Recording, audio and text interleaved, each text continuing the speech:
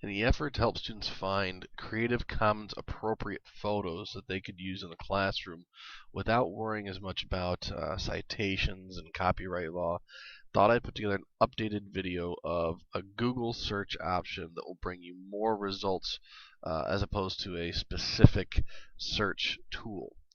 So what we'll do is we'll go to images.google.com.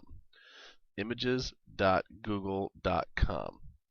Hit enter, and it'll bring you to the Google image search page.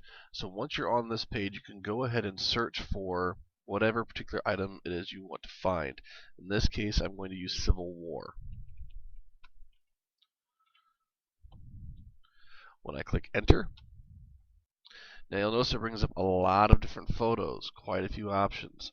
Anywhere from treasurenet.com, you can see along the bottom of the photos you hover, they're all over the place, and you don't know what the copyrights are unless you go to the page and you look for them. You have to assume they're all copyright protected. So to find Creative Commons appropriate photos, what we can do is go over to the gear in the top right hand corner and click on that, and you'll find the advanced search options.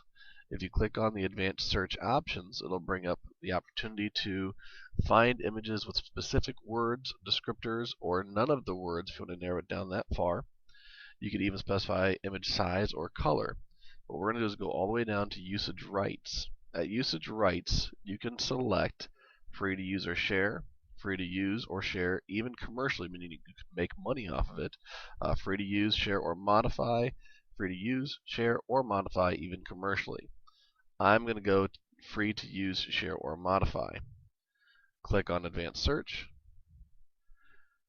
You'll notice that our search results have changed, and as you hover over them, most of them come from commons.wikimedia.org.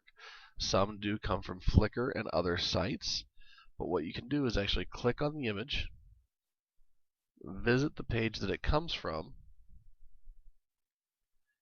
and you'll notice that they do have the some rights reserved, but just by clicking on that you can see that you are free to share, remix, even make commercial use of this work. All you have to do is attribute the author. Usually if it's from Flickr, all that requires is giving the username and hyperlinking that username to this particular page. For commons.wikimedia, if we click on one of those images, visit that page, these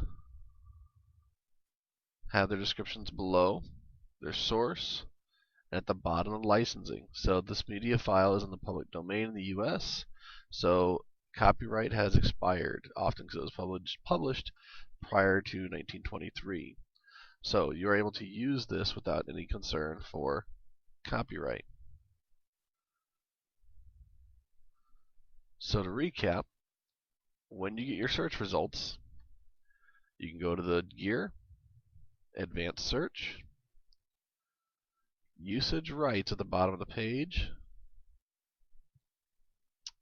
reselect your advanced search, and now your results are much more likely to be free to use.